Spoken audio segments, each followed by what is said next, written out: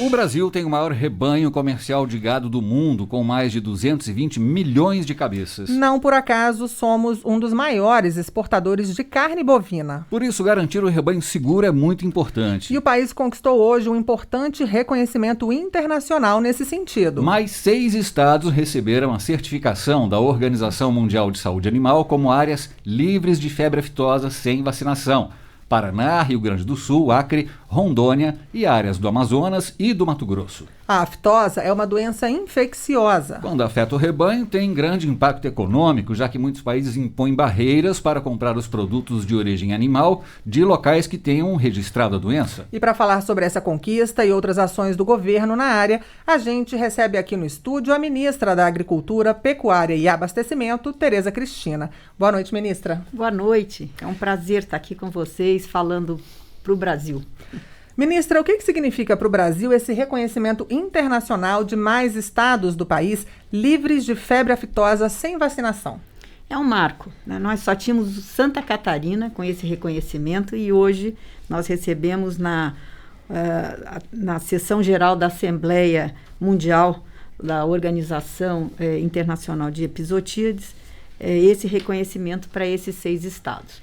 Isso significa qualificar melhor a carne brasileira, vender para países que pagam mais, pagam melhor, recebem outros tipos de cortes mais nobres e também significa o reconhecimento do status sanitário da nossa pecuária no Brasil. Então, ministra, isso é um marco para a pecuária brasileira. Ministra, e quais os impactos desse anúncio para os produtores e também para a economia dos estados?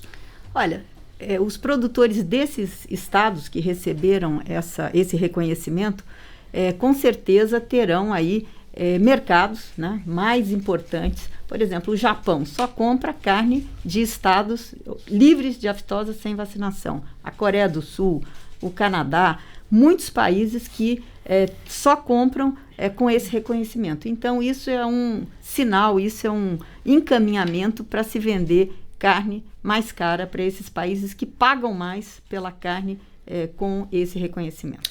Ministra, como foi o trabalho tanto do Ministério, de outros órgãos e dos próprios produtores para alcançar esse resultado? Olha, isso é um trabalho conjunto de várias mãos, isso não começou agora, né?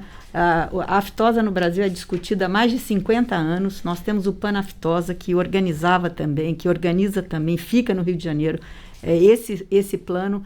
E o Ministério da Agricultura fez o PINEFA, que traçou um plano para que até 2026 o Brasil todo possa estar livre. O Brasil é livre de aftosa com vacinação, com exceção de Santa Catarina. A partir de hoje, mais 6 estados. Então, nós temos 7 estados que correspondem a mais de 40% do nosso rebanho bovino, mas também uma grande conquista para os produtores de suínos.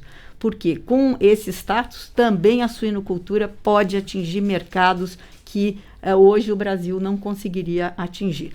O Paraná entrou num segundo momento, Paraná e Santa Catarina e Rio Grande do Sul, justamente por isso, porque os investimentos que vem recebendo na agroindústria, na produção, na suinocultura, requerem esse tipo de reconhecimento. Então, hoje, o Paraná e o Rio Grande do Sul estão em festa também, não só na bovinocultura, mas na suinocultura.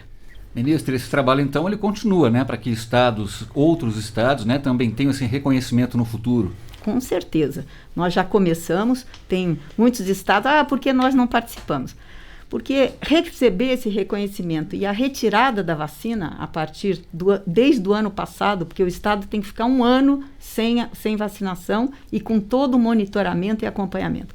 Então, nós agora estamos no segundo bloco, são mais estados que farão parte desse segundo bloco, buscando esse reconhecimento, que vai levar para 2 anos, se tudo correr muito bem. Ministra, paralelamente a esse reconhecimento de hoje, muitos estados estão em plena primeira etapa da campanha nacional de vacinação contra a febre aftosa. A adesão à vacinação é grande, ministra? Os produtores estão conscientes de que é importante manter o rebanho do país livre dessa doença? Com certeza, e principalmente para esses estados que querem ir para esse segundo bloco para esse reconhecimento. Então, a adesão tem sido no Brasil, nos últimos anos, muito boa, acima de 96%, 97%, mas atingir essas metas fica ainda mais importante para aqueles estados que queiram entrar nesse bloco para receber esse certificado daqui a um tempo. Ministra, mudando de assunto agora, esta semana foi lançado pelo Ministério da Agricultura o portal do Observatório da Agropecuária Brasileira, onde estão disponíveis dados e informações sobre a produção agrícola, clima, crédito rural, mapeamento de áreas. De que forma esse portal pode ajudar os produtores? Olha, o Ministério da Agricultura fez na verdade, um feito, porque nós temos muitos dados, muitas informações, mas eles ficavam espalhados, né, e não depositados num único lugar. O observatório é para isso, para que todos esses dados, não só dados e índices possam estar lá, mas também toda a parte de mapas, de georreferenciamento, geoprocessamento, de muitas plataformas que o Ministério tem. Isso vai ajudar em muito, não só os nossos técnicos dentro do Ministério, na formulação de políticas públicas com muito mais segurança. A gente pode hoje, através do observatório, ter indicadores de onde nós precisamos chegar, o que nós podemos e queremos fazer com as políticas públicas para o Ministério da Agricultura, na agricultura familiar, na agricultura comercial, na pecuária, enfim. Então, eu acho que isso é um grande feito. Só para você ter uma ideia do alcance disso, nós inauguramos isso ontem à tarde. Hoje pela manhã nós já tínhamos mais de 10 mil acessos e do mundo todo, não só do Brasil, mas da Alemanha, da França, da China, dos Estados Unidos, enfim, de muitos países interessados em conhecer números e conhecer a nossa atividade agropecuária do Brasil. Ministra, com isso os pesquisadores também podem auxiliar o setor a partir das informações do portal? Com certeza. As pessoas podem entrar, ele é aberto, a grande maioria dos dados é aberto ao público, e as pessoas podem entrar e lá fazer suas pesquisas, seus trabalhos, enfim, fazer o cruzamento de dados necessário para quê? Não só o produtor, mas o pesquisador, o acadêmico que está lá fazendo suas pesquisas, né, o acadêmico da agronomia, da veterinária, enfim, é um portal que eu acho que vai ser extremamente importante. Agora, precisa ser abastecido diariamente com dados, né? E brincaram ontem que isso é uma Ferrari. Eu falei, mas que a gente tem que estar pondo a gasolina e a gasolina azul todos os dias para que essa Ferrari continue a andar. Agora, ministra, o Brasil já está colhendo uma safra que, pelas previsões, deve ser recorde. São várias condições que garantem uma boa colheita, mas uma delas tem sido cada vez mais importante, que é a tecnologia. Um levantamento da Embrapa mostra que 8 de cada 10 produtores utilizam uma tecnologia digital como apoio à produção. O que é que o governo tem feito para que mais produtores tenham acesso a ferramentas tecnológicas, como a conexão à internet, por exemplo? Não, o Ministério da Agricultura encomendou à Exalc, Universidade de São Paulo, né, Luiz de Queiroz, um estudo sobre os pontos de luz que nós precisamos para essa cobertura digital do Brasil. Isso é importantíssimo, não só para fazer chegar a assistência técnica, mas também para aqueles produtores que já usam os drones para fazer o levantamento das áreas, onde colocar, especificamente no único local, colocar mais fertilizantes, todo o mapeamento de solos, enfim. Existe aí uma infinidade hoje de tecnologias digitais e remotas para serem utilizadas pela agricultura, mas para isso nós precisamos de conectividade. Nós agora, semana passada, estivemos em Rondonópolis, numa fazenda com a primeira torre 5G.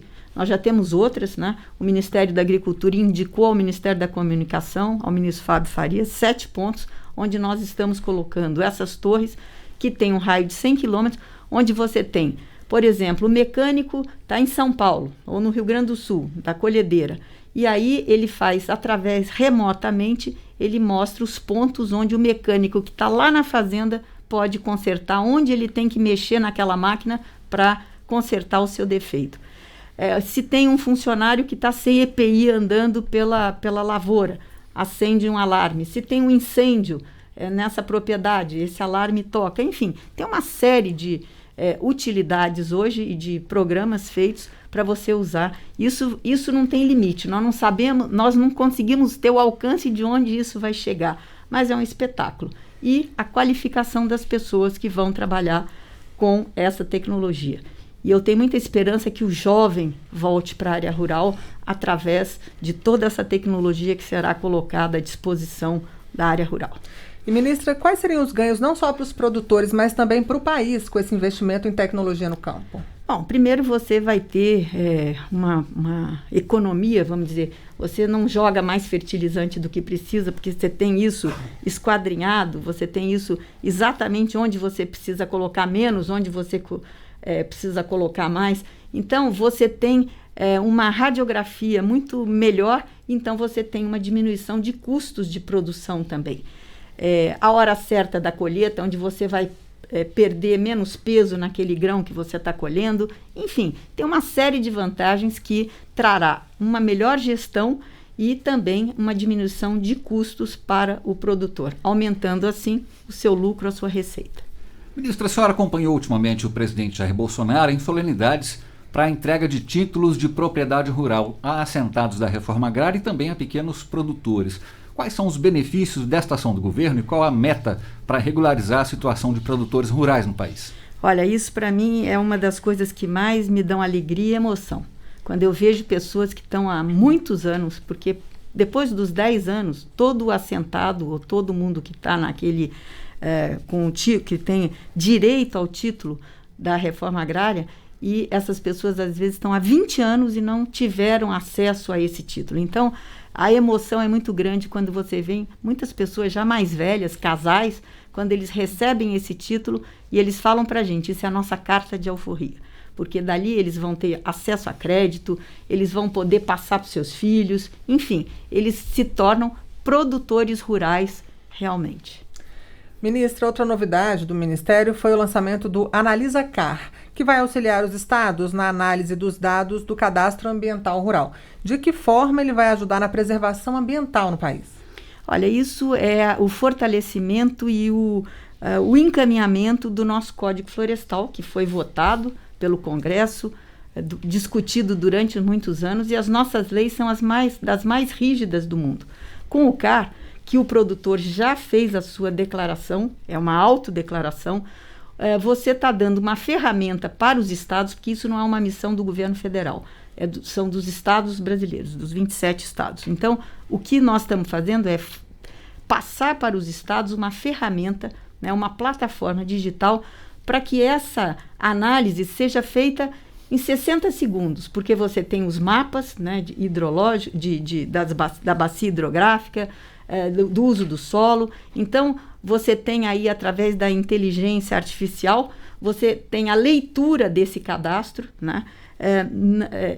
E você, então, pode dizer ao produtor, olha, você está de acordo, sua propriedade está de acordo com o Código Florestal, está aqui o seu certificado. Ou não, sua propriedade tem falta de reserva legal, tem falta de APP, então tem um encaminhamento para ele poder fazer o PRA, que é o Programa de Recuperação. Então, é a continuidade do Código Florestal para ele fazer, enfim, para ele mitigar os efeitos do que ele deixou, que ele não tem conforme o Código Florestal. Então, isso é muito importante, porque hoje, se a gente continuar com essa maneira de olhar os CARs, né, você vai levar 50 anos. E com essa ferramenta, eu acredito que os 10 estados que já assinaram os convênios com o Ministério da Agricultura para ter essa ferramenta, eles podem rapidamente tirar esses que estão conformes e aqueles que não acham que está ok, né, que querem discutir essa análise, aí eles sim vão presencialmente no estado, no órgão das SEMAS, né, na Secretaria de Meio Ambiente, para poder dizer, olha, eu não concordo com isso, e aí chegar então a um entendimento com o técnico. Mas o que isso eu acho que melhora muito? Tira a subjetividade, né, porque quando você usa o robô, a inteligência artificial, ele vai ler o quê? O Código Florestal como ele é para aquele determinado bioma, para aquela reserva que ele é obrigado a ter. Então, isso dá celeridade e também traz segurança jurídica para o produtor rural. Tereza Cristina, ministra da Agricultura, Pecuária e Abastecimento, muito obrigado pela entrevista para a Voz do Brasil. Eu que agradeço a vocês. Muito obrigada.